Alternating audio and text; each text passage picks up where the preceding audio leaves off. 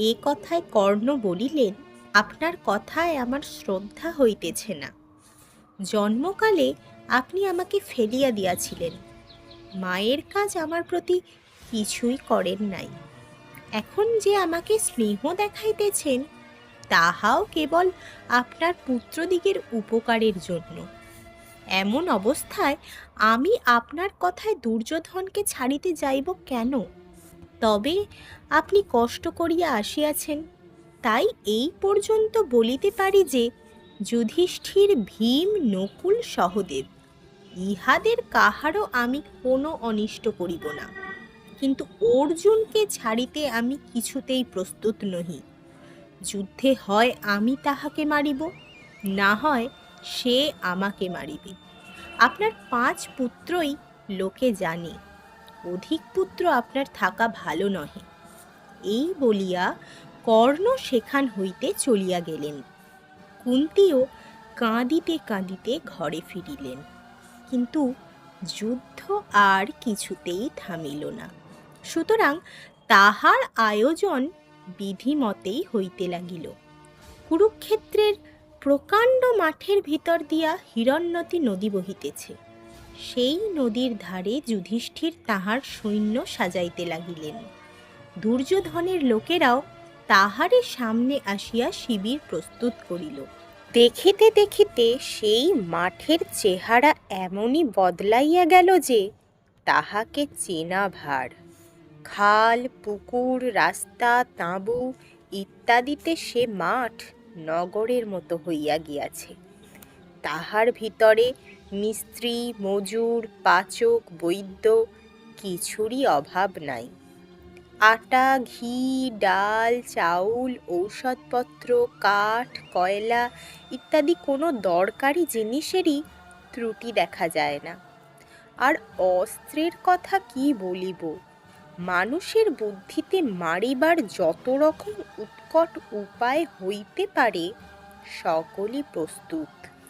রাশি রাশি তোমর অর্থাৎ লোহার কাঁটা পরানো ডান্ডা আছে। ইহার ঘায়ে হাড় গুঁড়া এবং বুক ফোড়া একসঙ্গেই হইতে পারে।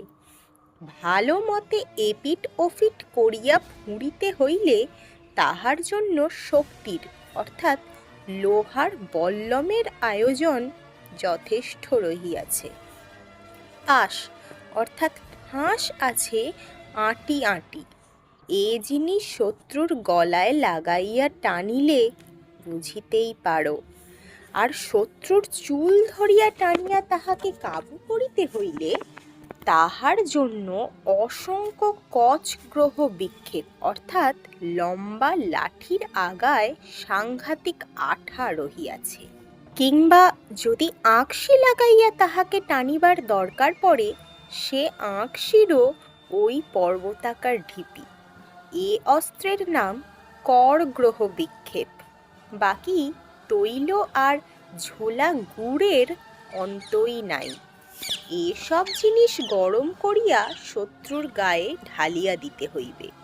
তাহার জন্য এই বড় বড় হাতাও আছে। মুখ বাঁধা ভারী ভারী হাঁড়ির ভিতরে ভয়ানক ভয়ানক সাপ। শত্রুর ভিড়ের মধ্যে এই সকল হাঁড়ি ফেলিয়া দিতে পারিলে বেশ কাজ দেয়। ধূপ ধুনাইয়া জ্বালিয়া ফেলিতে পারিলেও মন্দ হয় না। তাহার ঢিপি পর্বত প্রমাণ। উল কাঁটার মতো বাঁকানো কাঁটা পরানো ভয়ানক বল্লম, তাহার নাম অঙ্কুশ তোমর। এ অস্ত্র শত্রুর পেটে বিধাইয়া টানিলে পেটের ভিতরের জিনিস তখনই বাহির হইয়া আইসে। ইহা ছাড়া ঢাল, তলোয়ার, খাঁড়া, বর্ষা, লাঠি, গদা, তীর, ধনুক প্রভৃতি সাধারণ অস্ত্র কত যে আছে তাহার তো হিসাবই হয় না। দা, কুড়াল, খুন্তি, কোদাল এমনকি লাঙল পর্যন্ত বাদ যায় নাই। এ সকল অস্ত্র বোধ হয় সাধারণ সৈন্যদের জন্য। বড় বড় ক্ষত্রিয় যোদ্ধারা এ সকল অস্ত্রের কোনোটা ব্যবহার করিতেন না এমন নহে, মোটের উপর তাহাদের যুদ্ধ কৌশল ইহা অপেক্ষা অনেক উঁচু দরের, আর তাহাদের অস্ত্রশস্ত্রও যে অতি আশ্চর্য রকমের, তাহাও আমাদের দেখিতে বাকি নাই।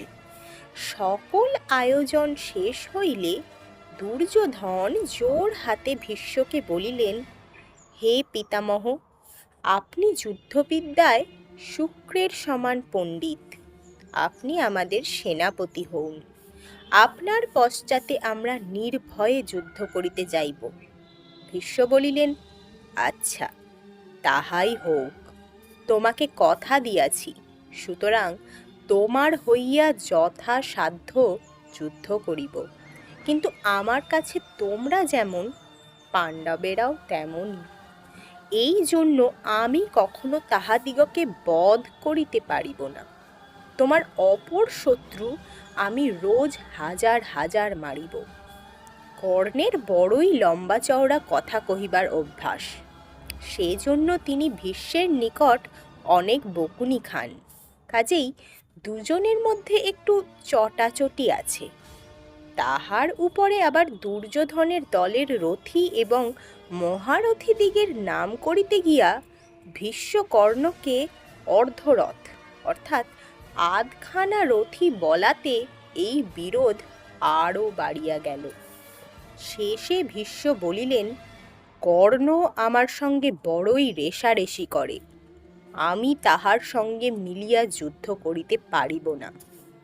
তাহাতে কর্ণ বলিলেন, আমিও ভীষ্ম থাকিতে এ যুদ্ধে হাত দিতেছি না, উনি মারা যাউন, তারপর আমি অর্জুনের সহিত যুদ্ধ করিব।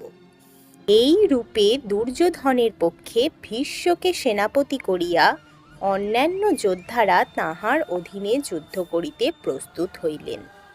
পাণ্ডবদিগের পক্ষে দ্রুপদ, বিরাট, সাত্যকী, ধৃষ্টদ্যুম্ন, ধৃষ্টকেতু, শিখণ্ডী ও জরাসন্ধের পুত্র সহদেব, এই 7 জনকে সেনাপতি করা হইল।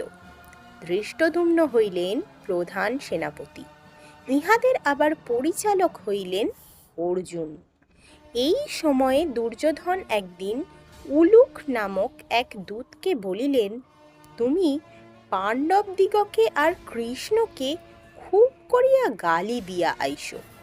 কিরূপ গালি দিতে হইবে তাহাও দুর্যোধন অবশ্য বলিয়া দিলেন। অত কথা লিখিবার স্থান নাই, আর থাকিলেই বা তাহা লিখিয়া দরকার কি? ভালো কথা হইতো তবে না হয় লিখিতাম। দুর্যোধনের হুকুম পাওয়া মাত্র উলুক পাণ্ডবদিগের নিকট গিয়া তাহার কথাগুলি অবিকল মুখস্থ বলিয়া দিল। এই সকল গালির উত্তরে পাণ্ডবেরা বলিলেন, উলুক দুর্যোধনকে বলিবে যে তাহার উচিত সাজা পাওয়ার সময় উপস্থিত হইয়াছে, আর বেশি বিলম্ব নাই। উলুক চলিয়া গেলে পাণ্ডবেরা সৈন্য ভাগ করিয়া গুছাইতে লাগিলেন। বড় বড় সেনাপতিগণ কে কোন কোন দলের কর্তা হইবেন এ সকল ঠিক করাই সকলের প্রথম কাজ। এ কাজ শেষ হইয়া গেলে আর আয়োজনের কিছুই বাকি রহিল না। এখন শত্রু আসিলেই হয়। দুর্যোধনের দলেও অবশ্য এরূপ আয়োজন চলিতেছিল। দুই পক্ষের যোদ্ধাদিগের কে কেমন বীর, ভীষ্ম দুর্যোধনকে তাহা সুন্দর রূপে বুঝাইয়া দিয়া বলিলেন, তোমার জন্য আমি পাণ্ডবদিগের সহিত যথাসাধ্য যুদ্ধ করিব। কৃষ্ণই হউন আর অর্জুনই হউন, কাহাকেও আমি সহজে ছাড়িব না। উহাদের মধ্যে কেবল শিখণ্ডীর গায়ে আমি অস্ত্রাঘাত করিতে প্রস্তুত নহি, আর সকলের সহিতই যুদ্ধ করিব। এ কথায় দুর্যোধন আশ্চর্য হইয়া জিজ্ঞাসা করিলেন, কেন, শিখণ্ডীর গায়ে আপনি যে অস্ত্রাঘাত করিবেন না, তাহার কারণ কি?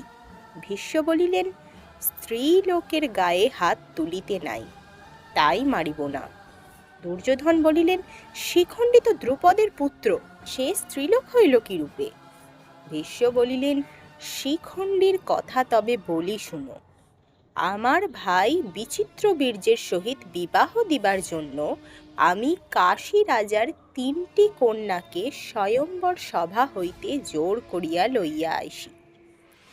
ইহাদের বড়টির নাম অম্বা।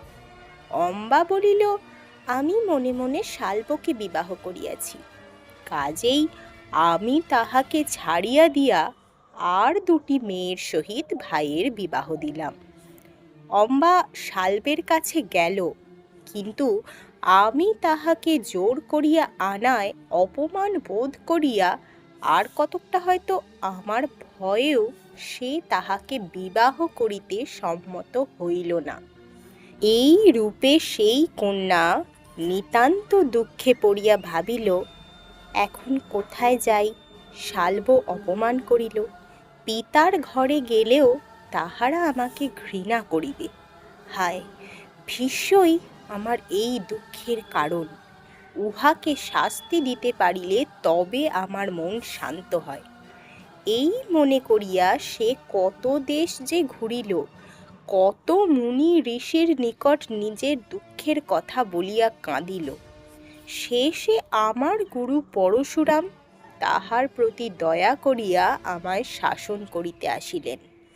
তাহার সহিত আমার ঘোর যুদ্ধ হইয়াছিল।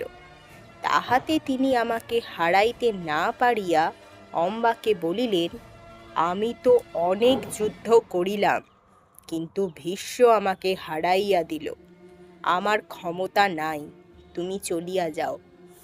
তারপর অম্বা অনেক তপস্যা করিয়া আমাকে মারিবার জন্য শিবের নিকট বর লাভ করে।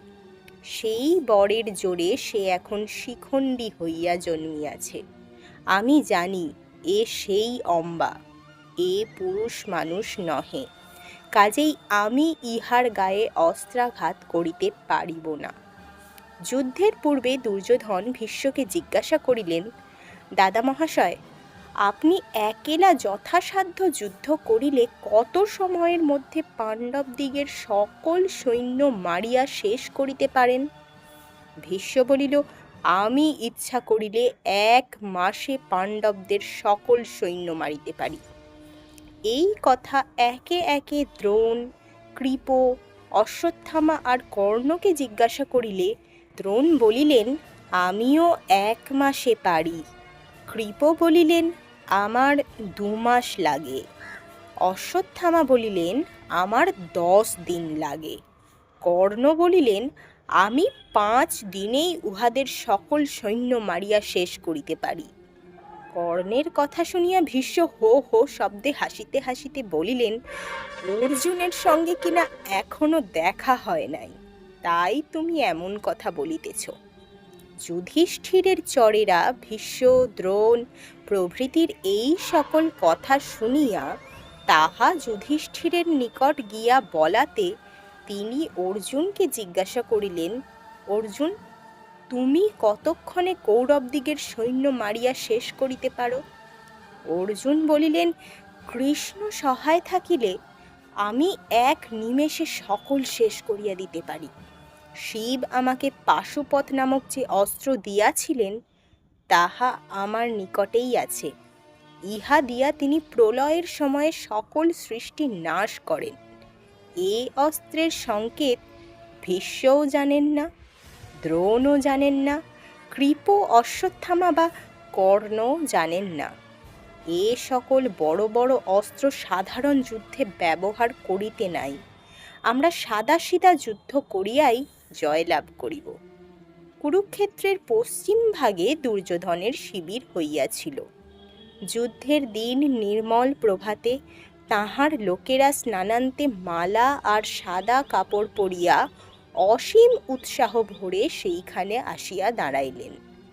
মাঠের পূর্ব ভাগে পশ্চিম মুখ হইয়া যুধিষ্ঠিরের দলও যুদ্ধের জন্য প্রস্তুত। সহস্র সহস্র ঢাক আর অযুত শঙ্খ মহাঘোর রবে তাহাদিগকে উৎসাহ করিতেছে। শেষ হইল উদ্যোগ পর্ব। পরের পর্বে শুনব ভীষ্ম পর্ব। ভালো লাগলে একটি লাইক, কমেন্ট আর শেয়ার করে সাথে থেকো। ধন্যবাদ।